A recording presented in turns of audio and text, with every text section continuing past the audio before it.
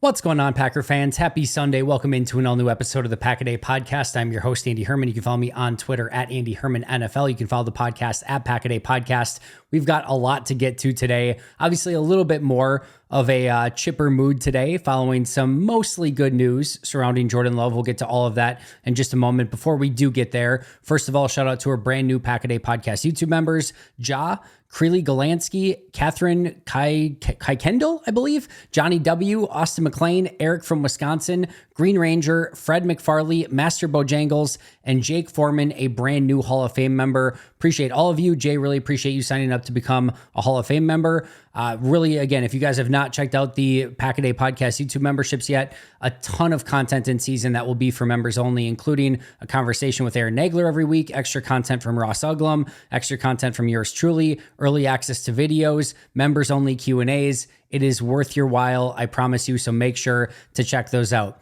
Meanwhile, also want to give a shout out today to Luigi's. They are sponsoring today's episode, and we have our Luigi's Pizza Player of the Week for Week 1. This will come as no surprise to anyone, the fact that it is Jayden Reed. I went back and watched all the offensive tape already. I'm not going to go through grades today. I'll do a separate episode just for grades, probably early next week, probably on Tuesday would be my guess. But Jayden Reed, 4 catches, 138 yards and a touchdown, 1 carry, 33 yards and a touchdown. And don't forget, on the free play, or what was considered or thought to be a free play at the time, Jordan Love hits Jayden Reed for a touchdown on that play. Now, one, it was not a free play. It ended up being a neutral play because there was an extra player on the field for both teams, so it canceled out. Number 2, we don't know how the rest of the game would have went had they scored a touchdown there. But if you were just to put that extra play in there, that was another catch for 38 yards and a touchdown. He would have theoretically had in that scenario 6 touches for 209 yards and 3 touchdowns. And to be clear, when I go through and grade this, that is not Jayden Reed's fault on that play that Luke Musgrave is still on the field, that he didn't get off the field, and that the play came with one too many players on the field for Green Bay. That was not Jayden Reed's fault. That was still a unbelievable play by Jayden Reed. Go back and watch that. Obviously got up the seam, got open, made the catch, and then made somebody miss again. Did the whole run after the catch thing like was very prevalent throughout the game for him. Got in the end zone and had a touchdown on that play. Just a massive, massive performance from Jayden Reed. Probably the best game of his career, I would argue. And like I said, yes, you take the 38-yard touchdown off the board, but you don't take that away from him when you're going and evaluating his play in this game. Overall, he was phenomenal. The rush for a touchdown, by the way, was he showed off his burst and his tackle breaking ability.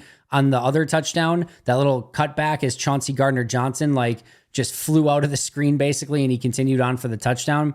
I thought the big one, though, was that reverse where I think it was Zach Bond, but I could be misremembering. I think it was Zach Bond who chased him down and literally had full grab of him. And maybe the most impressive play of the game is just Jayden Reed. We're not talking of a 6'3", big physical player here. We're talking about a smaller, gadgety slot wide receiver. And he just shakes off that tackle like it's nothing and continues right down the field with pace. That is a beautiful blend of tackle breaking, run after the catch, or in this case, run after the handoff.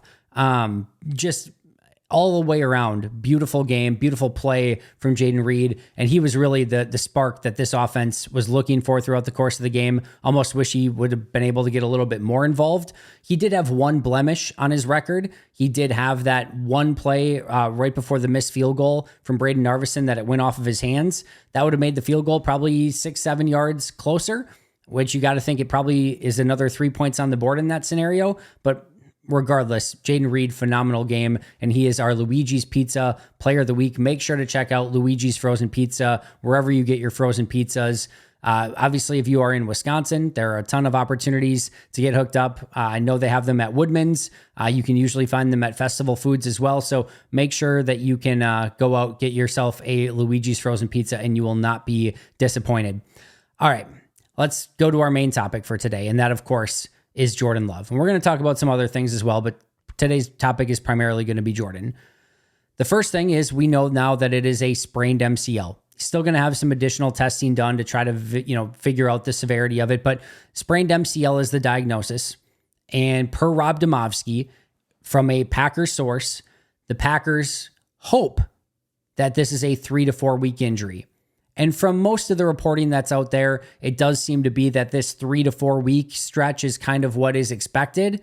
But it's a little bit noteworthy that the Packers are hoping it's a 3 to 4 week injury, not hoping that maybe he can be back in a week or two. Not, they're hoping he'll be back in 3 to 4 weeks.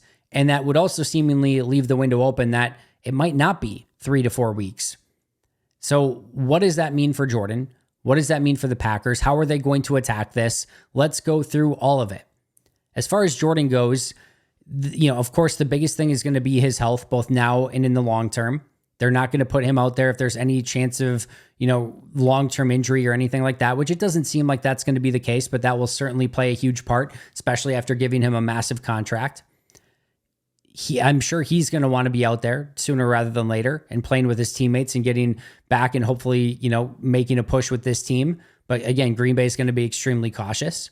Your upcoming games, you have the Colts this week at home opener, at Tennessee Titans, Vikings at home, at the Rams, Cardinals at home, Texans at home, Jaguars on the road, Lions at home, bye week at Chicago. And if you look at that, that's what, 1, 2, 3, 4, 5, 6, 7, 8, 9, that's 10 weeks. So I would say if you're kind of looking at it here from like a best case, they're hoping that it's a 3 to 4 week injury. All right, let's say it's 3 weeks. Let's say he misses Colts, Titans, and Vikings. That would bring him back for the Rams game on the road. And I could see you're on turf, you're not at home. Do they maybe wait until you get 2 back-to-back home games against Cardinals and Texans? I could see that being the case. So maybe Cardinals at home is the next one he plays at. I would think Rams is potentially in play, and maybe best case being Vikings at home. Again, I don't want to put any sort of crazy, exact timeline on this. I'm not going to pretend that I have knowledge of his exact injury. I'm not going to pretend that I have knowledge of what a sprained MCL of his severity is going to be this exact date, because it's not like that. And one, I don't know. Two, it's usually very rarely the case. It's going to be slightly different for every single MCL injury. So I'm not saying that he couldn't be back sooner. I'm not saying he couldn't be back later, but from the reporting we have so far, it sounds like they're hoping, again, 3 to 4 week injury. And when he comes back will be a very large factor as to where Green Bay's at in the standings and whether or not they can have a real chance to still make a run at this thing. So again, if we look at those 4 weeks, let's look at those 3 to 4 week injury, potentially. That's what they're hoping for. Colts at home, Titans on the road, Vikings at home, at the Rams. It's not the toughest stretch of games in the world.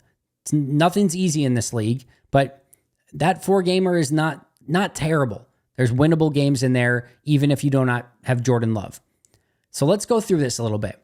Let's say Jordan misses 4 weeks of play, and it'll take, let's just make the hypothesis, because it's what it was last year, it'll take a 9-8 record to get into the playoffs. I think there's a good chance it may take 10-7, but let's just say it takes 9-8 and that Jordan is going to be out for 4 weeks. If the Packers go 0-4 in those 4 weeks, their record will be 0-5, and the record they will need the remainder of the way in their final 12 games to get into the playoffs will be 9-3. They'll need to go 9-3 in the last 12 games with Jordan Love if they were to go 0-4 and have a record of 0-5 going into their final 12 games. If they go 1-3, their record would be 1-4. They'll need to go 8-4 to end the year. If they go 2-2, their record will be 2-3, and they'll need to go 7-5 the remainder of the year. Seems very doable. The Packers go 3-1, their record will be 3-2, and the remaining record needed would be 6-6. And if somehow the Packers were to go 4-0 without Jordan Love, their record would sit at 4-1, and the remaining record that they would need to get into the playoffs would be 5-7.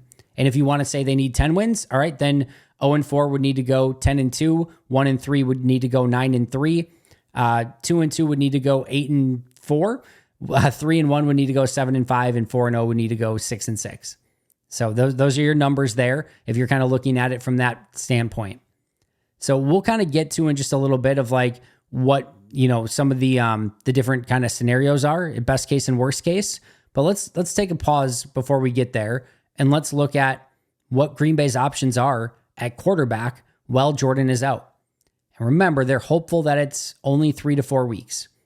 So right now on this Packers roster, you've got Malik Willis and Sean Clifford. Malik Willis on the active roster, Sean Clifford on the practice squad. That is it. No other quarterbacks. Remember, Michael Pratt, their quarterback from training camp, was released, and he signed with the Tampa Bay Buccaneers practice squad. So those are the only two that you have. So those are the current options in the building.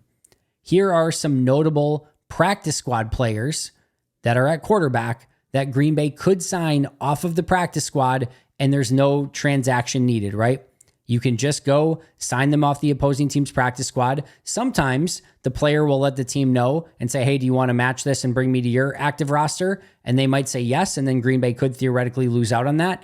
But I think any of these quarterbacks would want the potential in Green Bay right now, knowing that there may be an avenue for them to start games over the next 4 to 6 weeks-ish. So here are some notable names. Mike White, who is currently on the Buffalo Bills practice squad.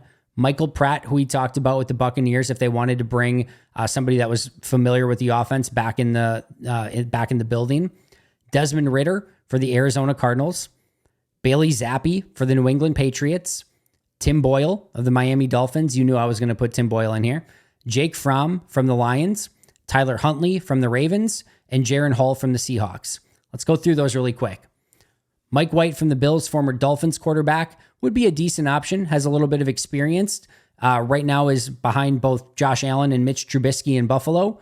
So that could be one option. Michael Pratt, again, knows the system, is familiar, although clearly Green Bay did not have any sort of real feel that he could be a quarterback even in the future, much less now. Otherwise, they would have kept him on the roster, and they didn't. They didn't even get him back in the practice squad. He's just in Tampa, so very unlikely there. Desmond Ridder, basically the only good game that he played was against Green Bay last year, but maybe they saw something in that game that they liked. Maybe that could be somebody that they pick up. Bailey Zappi, he's played against Green Bay in the past. That could be another player. He's had a little bit of success, has gone in and won some games in New England with some bad teams. Tim Boyle, not likely. I would say he's in Miami, but he does know Matt LaFleur's offense. If you wanted somebody that could come in right now and actually be a player that knows the system, there's not a ton of upside there, but he knows the system. That could be a play. Jake Fromm, the only reason I put him on the list is, remember, he was in minicamp for the rookie minicamp for tryouts with Green Bay. He didn't make the team then, so the fact that they'd give him a 53-man roster spot now seems probably unlikely, but he did at least get a cup of coffee for those couple days at rookie minicamps to experience Green Bay and get to know the offense a little bit. Tyler Huntley, it'd be a fun player, especially if you're going to have Malik Willis as maybe your primary. To have another, running quarterback that has the athleticism and the arm talent, that could be the backup to Malik Willis for those. Like, that could be something that you do over the next 3-4 weeks and build an offense, out of a more running style quarterback. And, usually the reason you don't want to do that is because those guys will get subjected to hits and it could lead to injuries. Well, if you're just going to be wanting them for 4 weeks and you got 2 of them, you could maybe do some creative stuff there. And then Jaron Hall for the Seahawks, former Minnesota Viking. The fact that Minnesota let him go so easily, I think it was a 5th-round pick a season ago. They did want him back in the practice squad, but Seattle was able to get him over in their neck of the woods and on their roster so that he could maybe develop in a different way over there. So all in all, not a ton of great options, but that's what you're expecting at this point, but not terrible, right? Like, Desmond Ridder started, Bailey Zappi has started. I believe Mike White has some starts. Tyler Huntley has started. Jaron Hall started against Green Bay. It did not look good last year, but there's some quarterbacks out there with some experience if you want to go in that direction. And then that brings us to some free agent quarterbacks that aren't currently on teams that are out there that you could sign as well. Jacob Eason, the only reason I bring him up, because of course he was in training camp, that would probably be more of a practice squad addition, but he was in camp with Green Bay, at least knows the offense if you need an emergency third quarterback for the time being. PJ Walker, he was in Seattle on the practice squad. He has made multiple starts in the past in the NFL. Carolina Panthers quarterback, again, was with Seattle this offseason. He is not currently on a team or on a practice squad. And then Ryan Tannehill. Let's take a pause for a moment and let's talk a little bit about Ryan Tannehill. The first thing that I hear as soon as Ryan Tannehill gets brought up of, well, the great thing is that he's familiar with Matt LaFleur and they work together and he knows the offense. Ryan Tannehill and Matt LaFleur were never together. Their paths basically crossed in the night. As Matt LaFleur was leaving, Ryan Tannehill was going in. They were never in the building together in Tennessee. So it's not something that he could just come in and be like, yep, know Matt LaFleur well, know his offense. That's not the case. This is where we get into a couple situations that we talked about with Ryan Tannehill in the past. The first thing that I would bring up with Ryan Tannehill is this the opportunity that he would want? Now, if Jordan had suffered an ACL injury or was done for the year, then yes, this would very much be the situation that Ryan Tannehill would want. He would come in. He may not be the starter from day one because he wouldn't know the system right away. He might be, but he would come in and probably, maybe he doesn't get the Colts game, but probably would start by Tennessee, right? Like that would probably be the situation with Ryan Tannehill if they were to go out and sign him today. I think he'd probably be the starter in Tennessee, and maybe he would have a chance against the Colts if they signed him today. But we don't know if Tannehill would even have an interest in this. Does he want to come to Green Bay and be a backup quarterback for the majority of the year as soon as Jordan gets back in what, again, is hopefully 3 to 4 weeks? And also knowing that he's probably not maybe going to be able to play against the Colts in week 1, you might sign him for a 2-week starting job. I mean, again, I don't know that Tannehill would be interested in that. He might hold out and say, hey, at some point, a quarterback's going to go down with a significant injury, and for probably a team that's pretty darn good. That's the situation that I want. And I don't know. I'm not Ryan Tannehill. I can't read his mind, but I could see a situation in which, maybe this is not the exact situation that he's looking for, knowing that, yeah, he'd get a couple spot starts, but Jordan could be back after that and he might not see the field again. He might want to be the guy for some team that's competing that loses their quarterback, and he may be willing to wait that out. The next thing is contract. If I'm Ryan Tannehill, I'm at least looking for probably $6 million a year. And that's probably on the, lower side. I think somewhere between $6 to $8 million per year is probably what you'd be looking at. And if you're Green Bay, let's play through this timeline one more time.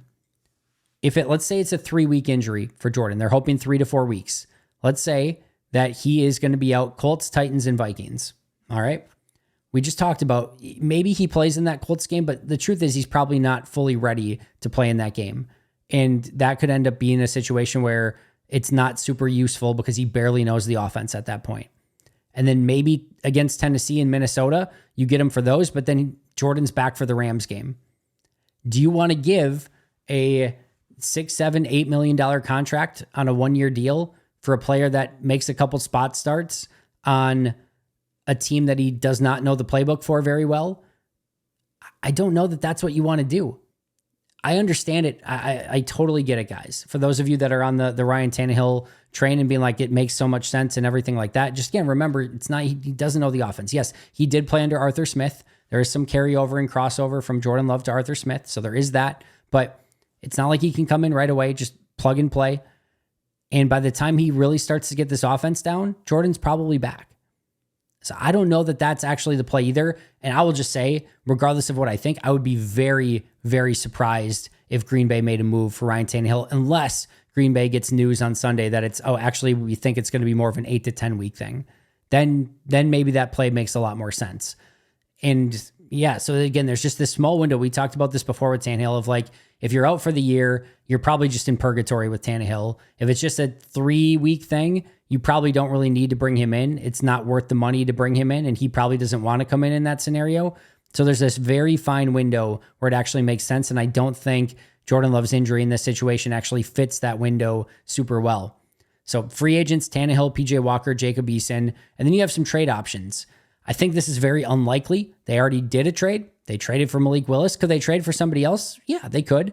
Some names that could possibly make sense on teams that have 3 quarterbacks on their roster. Jameis Winston in Cleveland.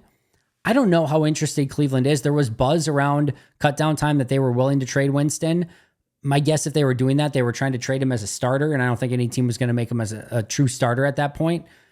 So I don't see that happening. I think, especially with the way Deshaun Watson's been just up and down, with it being a lot more down than up, I don't know that that's going to be something that they would entertain. Joe Flacco. Well, the issue here is Joe Flacco's on the Colts, and you play the Colts this week, and I don't think the Colts are going to be too keen to trade you Joe Flacco the week that you play them. And then again, if it's a 3-week injury, now you're trading for 2 weeks of Joe Flacco. Don't see that happening. Zach Wilson in Denver. that could be one that you look at. Would they take a 7th round pick for it or a conditional 7th, something like that? Maybe, but I think Denver probably just keeps him in that scenario. Drew Lock in New York, they still have Daniel Jones and then Tommy DeVito as one of the other backups. So Drew Lock is somebody that they could go acquire. Is that really going to move the needle a ton over the next couple of weeks? I think I just go with, Malik Willis at that point. And then Jake Haener in New Orleans would be the other one. They have Spencer Rattler now, who could, I don't know if they've chosen a backup there between Haener and Rattler, but Rattler looked really good in preseason. And then you still have Derek Carr there. So Haener could be another one, but he doesn't have any experience and again, would learn a new offense. In that situation, I'd probably just go with Malik Willis. So those are your options. Again, in-house, Malik Willis or Sean Clifford. Notable practice squad players, Mike White, Michael Pratt, Desmond Ridder, Bailey Zappi, Tim Boyle, Jake Fromm, Tyler Huntley, and Jaron Hall. Free agents, Ryan Tannehill, PJ Walker, Jacob Eason. Trade options, maybe Jameis Winston, Joe Flacco, Zach Wilson, Drew Lock, or Jake Haener. So what would I do? I know I don't have any say in it, but if you're asking me what I would do in this situation, I'm going to go with Malik Willis for now, first of all. I would probably add another QB in some capacity. I think adding PJ Walker to a practice squad could make sense. There's no risk in doing so. You get him on the practice squad, you see what he can do. He started games in the past. It just gives you another option over these next few weeks, or maybe a little bit longer if it ends up being that.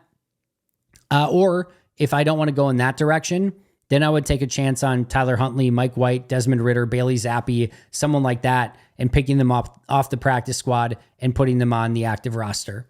And then let's take Tyler Huntley, but you can put any of the practice squad guys in there. But let's just take Tyler Huntley, for example. You pick him up off of the Ravens practice squad, add him to your active roster. Malik Willis probably goes into the game as the starter. Sean Clifford's the backup, but now you've got Tyler Huntley as an option in a couple weeks if you would need that as well. I could see you making that decision and deciding that, hey, we want one of these guys that's actually started some games before. Again, Tyler Huntley, Mike White, Desmond Ridder, Bailey Zappi, they all fit that category. So that's what I would do. I would go along these next 3 to 4 weeks trying to get Malik Willis up to speed.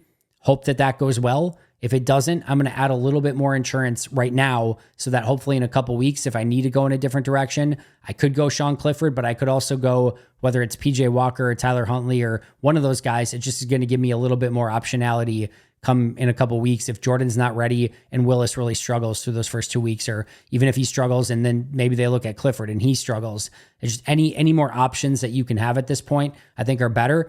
I wouldn't even necessarily hate if they did, they kept Clifford on the practice squad, went with Malik Willis as the starter, brought PJ Walker into the practice squad, and signed somebody like Tyler Huntley or Desmond Ridder off of the practice squad to go to the active roster, just to get some bodies in the door, give yourself some more options over the next few weeks, see who can pick up the offense the quickest, and hope like heck that it is only a 2 to 3 week situation or 3 to 4 week situation for Jordan Love in the time being.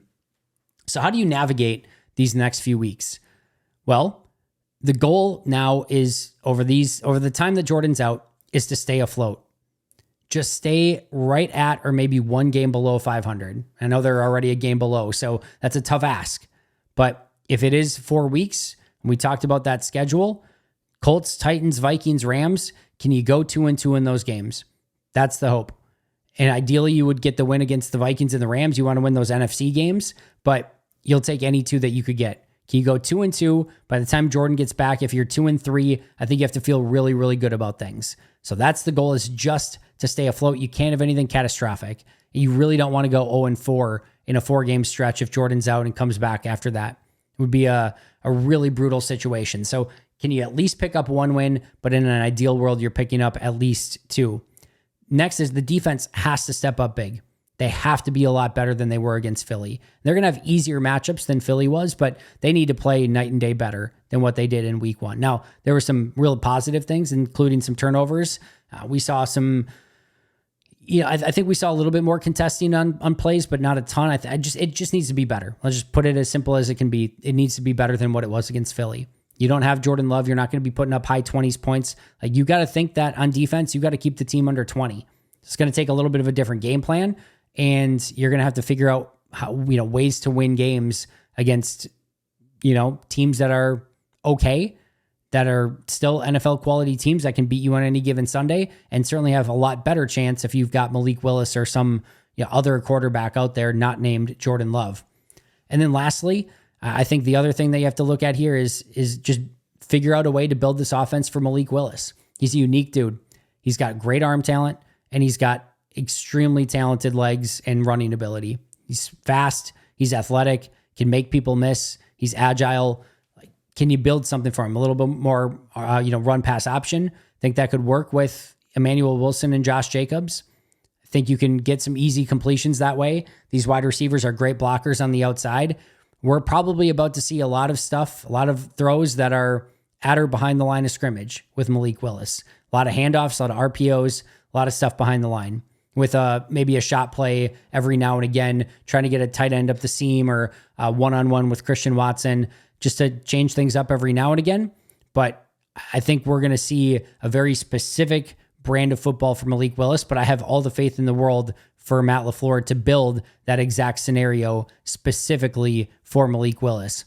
So what's your best and worst case scenario? Best case scenario, Love's out 2 to 3 weeks, and you find ways to pick up wins against the Colts and the Titans, and you stay afloat, you get a couple wins, Love's back, and you're good to go from there. The worst case, Jordan Love's out about 8 weeks, you go 1-7 or 0-8, and the season's basically just over. I love the ability of Jordan Love and what he stands for and how good of a QB he can be. To expect him to come back as the team is 1-7 or 0-8 and do a run the table 2.0, that's a tall task. And I don't think this team right now is up to that sort of challenge where if you're 0-8 by the time he gets back, it's just probably game over at that point, right? Going 9-0 the rest of the year is, and even if you did, or again, even if it's 1-7, they still might need to go 9-0 because 10-7 might be the record that you need to get in. So that's worst case scenario. Again, best case is it's a couple weeks, Love is back, and you find a way to pick up a win or two against the Titans and the Colts. All right, some other news. We're going to get away from Jordan Love here and just kind of wrap things up. Some good news on Josh Myers. It was just cramps per Matt Schneidman, so he is not going to be out an extended period of time or anything like that. It was a weird play. I watched it on tape, and it looked like almost like his legs just like froze up on him, and then he just kind of like timbers over. It was a weird looking play. I was watching it for like anything with the legs, and it didn't seem like anything bent. Like if anything, it looked like maybe, I forget if I might have these transposed, but it looked like it was one leg, and then that maybe got hurt. And I'm like looking at that one, I'm like, yeah, maybe I could see something there. And it was like he was grabbing the other one. I'm like, I don't know what to make of this, but apparently it was just cramps. So good news there on Josh Myers. And then I did go back, as I mentioned, and watch all the offensive tape. And I'm going to watch the defense on Sunday. Here's what I saw on offense. And I thought Matt LaFleur really hit it on the head. And one of the things that he brought up was his red zone production and the team's red zone production. It just wasn't good enough. I'll take it one step further. It was red zone production and just leaving points on the field. This is like the number one. I mean, turnovers will get you killed, but leaving points on the field will get you killed as much, if not more. And here were some of the situations that Green Bay had. 2nd and 6 at Philly's 38-yard line. 2nd and 6 at Philly's 38-yard line. Right there, that's a 55-yard field goal attempt. They ended up with 0 points and a punt on that drive. 1st and 10 at Philly's 12-yard line. 1st and 10 on the 12. That's great touchdown scoring opportunity. They settled for 3. 1st and goal from Philly's 3-yard line. 1st and goal from the 3 on a subsequent drive. 3 points on that drive. 1st and 10 at Philly's 25-yard line. Ends up in 0 points. That's a Braden Narveson missed field goal drive. 2nd and 5 from the Philly 8-yard line. Ends up in only 3 points. So you're talking about, and they missed the 2-point conversion, which left 2 more points out on the field, or just taking the extra point, which would have left 1 more point on the field. So 2nd and 6 from Philly's 38, you would have loved to got 3 there. 1st and 10 from Philly 12, you would have loved to get 7. So that's 10. 1st and goal from Philly 3, you would love to get 7 more. That's 17. 1st and 10 from Philly's 25, you'd love to at least get a field goal there. That's 20, 2nd and 5 from Philly's 8. We'll say, just to be careful, like one of these may not get a touchdown. We'll say a field goal here. I mean, 23 are we up to? And then a 2-point conversion, or maybe just an extra point. That's 24, 25, maybe even more points that are left on the field on those drives. You have to do better than that. And when I went back and watched it, there's some really good stuff from offense in this game. There really, really is. Jaden Reed clearly being 1A. Elton Jenkins had a great game. We'll talk about all those grades and stuff coming up, but there was some real positives to take away. A lot of negatives, a lot of missed throws, some, almost a pick six thrown on the swing throw to the right side, interception on the throw to Luke Musgrave, some drop passes, a lot of penalties, a lot of mistakes. But overall, I have zero concern if once Jordan gets back, this offense is still going to hum. There's a lot out there. And like I said, they put up 29 points, was it? 28, 29? I'm already losing track. I've already blanked out the score. And obviously Jordan Love's been more on my mind. 29 points in that game. They scored 29 points and left about 22, 25 out on the field. Think about that for a minute. And I agree with Matt. I think the big thing was red zone production and then just getting points when they were out there. All right, last but not least, Sunday slate of games. Let's reset expectations here for a little bit. The odds that this team goes now and just wins the division, that got a lot harder. I think if we're being honest, the goalposts have moved enough to say, hey, right now it's just get in the dance. Get in the playoffs. I don't care if it's the 1 seed, the 7 seed, anything in between. Just get in the dance and we'll figure out the rest from there. That's the goal from now on. And if you're looking at that and you're sort of reset, and I'm not saying they can't win the North. I'm not saying Detroit and some of these other teams couldn't have some injury issues as well. They'll have their opportunities. Green Bay's got to find a way to pick up W's. I'm not saying it's impossible. I'm just saying if we're resetting expectations, especially with a really good Detroit team in the division expected to be a good, solid, sound division, one of the best arguably, then resetting expectations of just get in the playoffs. And if you're looking for that, then if you're looking for something to cheer for on Sunday and Monday, I guess, we're cheering AFC. The less wins that you can have in the NFC, the better. So right now, on Sunday and on Monday Night Football, you are cheering for all the AFC teams when they're matched up against the NFC team. So Steelers over Falcons, Bills over Cardinals, Titans over Bears, Broncos over Seahawks, Browns over Cowboys, and Jets over 49ers. Let's get those wins in the AFC column, keep them out of the NFC, and keep it so that maybe 9-8 or worse gets you in the playoffs somehow. So we are cheering for AFC teams for pretty much the rest of this year, anytime they go up against an NFC team. So again, Steelers over Falcons, Bills over Cardinals, Titans over Bears, Broncos over Seahawks, Browns over Cowboys, and Jets over 49ers on Monday Night Football. That's going to do it. Obviously some relief, right? Season's not over. It's not going to be easy. Let's see how 2024 plays out. There's still a lot of possibility in this season. I always talk about, hey, at some point you are going to have to overcome adversity. I was hoping it wasn't quarterback adversity and wasn't hoping it was this early, but it is what it is. They got to face it head on. Hopefully get to a point where Jordan can come back, hopefully sooner rather than later, and they're still competitive. If they can do that, then let's reset and see what this team is come the end of the year and hopefully in the playoffs and making some noise. But right now, just one step at a time, one game at a time. And I almost didn't put this in there, but I just want to remind one thing. Even if Love's out 6 weeks, they go 1-5, which means they're 1-6 on the season, and Love can't get them quite in the dance. Just remember, this team is still ahead of schedule. 2025 was always kind of the year that made the most sense. Next year is going to have a lot of opportunity, and if they do miss the playoffs or finish poorly due to Jordan's injury, that's going to help them get some more talent in the door as well, which is not necessarily a bad thing. Now, I'm not giving up on this season. No way, shape, or form. There's a lot of time left. I almost did an Aaron Nagler, a lot of ball game left, but a lot of time left on this season. It looks like it's going to be a shorter term injury. I think Matt LaFleur is good enough to pick up a win or two in this 3 to 5 game stretch. And then let's go from there and see what this team can be when Jordan gets back. A lot of opportunity still in 2024, but just don't forget, they're still not behind schedule, even if they do have a very disappointing season based on the injury to Jordan. That's going to do it for me today. Shout out to our Hall of Fame and All-Pro members, Most Hated Minnesotan, PJ Wynn, John Wild, Jay Bradad, Brandon Paletta, Jennifer Wright, Boom Handle, Donald Lee, Lori Lord, Baby QB, David McCluskey, Donald Decker, Dan Miller, Alex Hwang, Arnaldo Espinoza, Peter Ritaka, Caleb Cookster, SoCal Pack, Dan Guestford, Love and Football, Jay Zimmerman, B. Brown, and Jay Foreman. I'll see you guys tomorrow, but until next time, and as always, go Pack Go.